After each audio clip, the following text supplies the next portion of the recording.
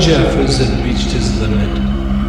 It was now mid-August, which meant he had been separated from Marcia for more than 2 months. 2 months, and all he had to show were 3 dog-eared letters and 2 very expensive long-distance phone calls. True, when school had ended and she'd returned to Wisconsin and he to Locust, Pennsylvania, she had sworn to maintain a certain fidelity.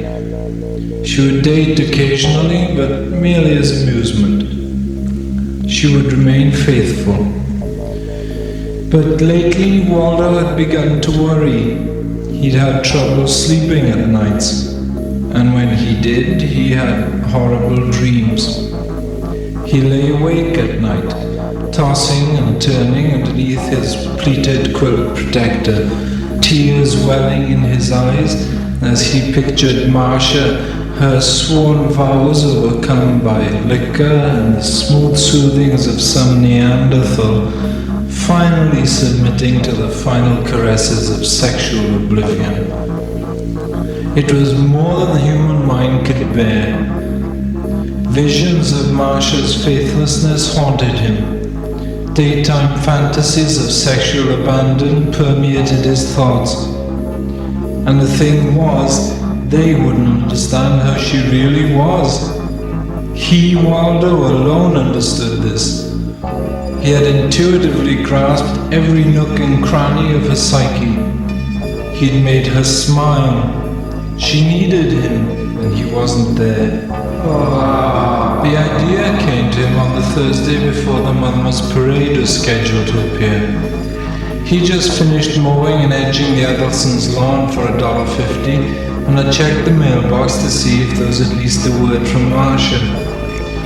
There was nothing but a circular from the Amalgamated Aluminum Company of America inquiring into his zoning needs.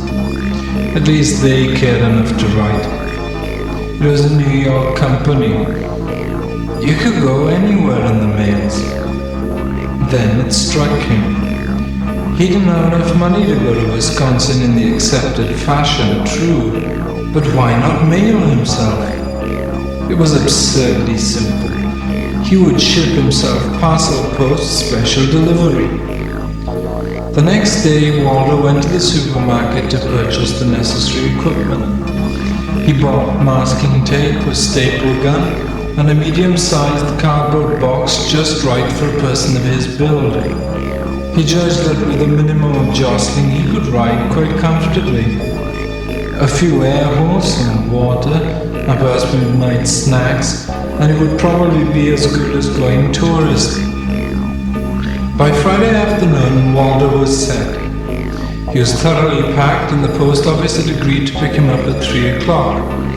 He'd marked the package fragile, and as he sat curled up inside, resting on the foam rubber cushioning he'd thoughtfully included, he tried to picture the look of awe and happiness on Marcia's face as she opened her door, saw the package, tipped the deliverer, and then opened it to see her Waldo finally there in person.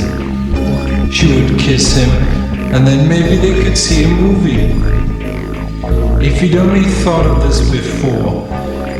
Suddenly, rough hands gripped his package, and he felt himself borne up. He landed with a thud in a truck and was off. Marcia Bronson had just finished setting her hair. It had been a very rough weekend. She had to remember not to drink like that.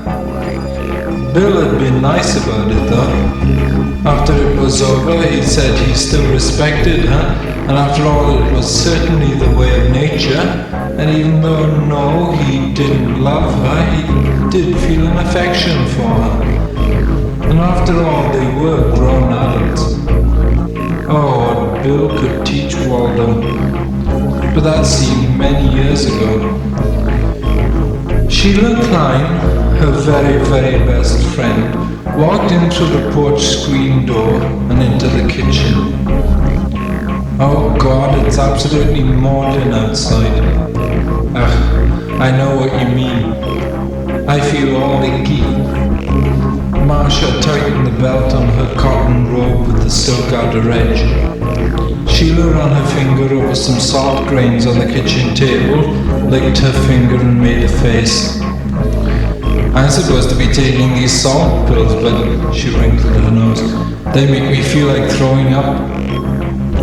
Marcia started to pat herself under the chin, an exercise she'd seen on television. God, don't even talk about that. She got up from the table and went to the sink where she picked up a bottle of pink and blue vitamins. Walkman, supposed to be better than steak, and then attempted to touch her knees.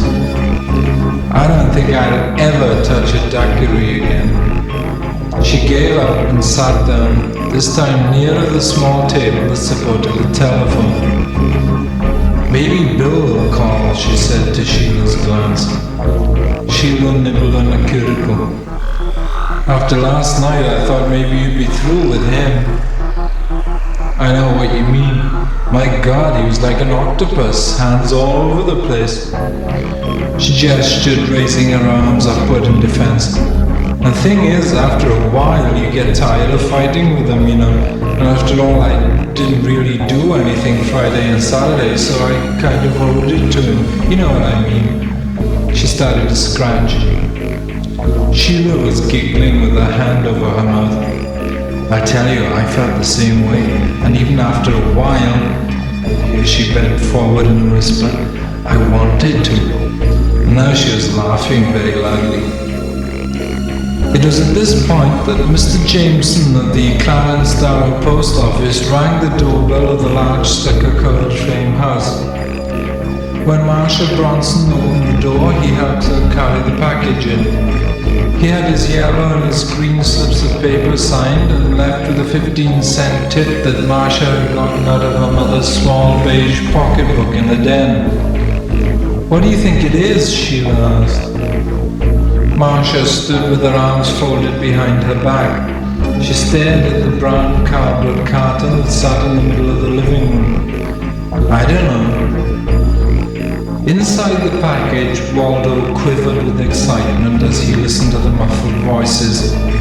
Sheila ran her fingernail over the masking tape that ran down the center of the carton. Why don't you look at the return address and see who it's from? Waldo felt his heart beating. He could feel the vibrating footsteps. It would be soon. Marcia walked around the carton and read the ink-scratched label. Oh, God, it's from Waldo. That schmuck, said Sheila. Waldo trembled with expectation. Well, you might as well open it, said Sheila, and both of them tried to lift the stapled flap. Ah, said Marcia, groaning. He must have nailed it shut. They tugged on the flap again. My God, you need a power drill to get this thing open. They pulled again. You can't get a grip. They both stood still, breathing heavily. Why don't you get a scissor, said Sheila. Marcia ran into the kitchen, but all she could find was a little sewing scissor. Then she remembered that her father kept a collection of tools in the basement. She ran downstairs, and when she came back up, she had a large sheet metal cutter in her hand. This is the best I could find. She was very out of breath. Here, you do it. I think I'm gonna die. She sank into a large fluffy couch and exhaled noisily. Sheila tried to make a slit between the masking tape and the end of the cardboard flap, but the blade was too big and there wasn't enough room. God damn this thing, she said, feeling very exasperated. Then smiling, I get an idea. What? Said Marcia. Just watch, said Sheila, touching a finger to her head. Inside the package, Waldo was so transfixed with excitement that he could barely breathe. His skin felt prickly from the heat, and he could feel his heart beating in his throat. It would be soon.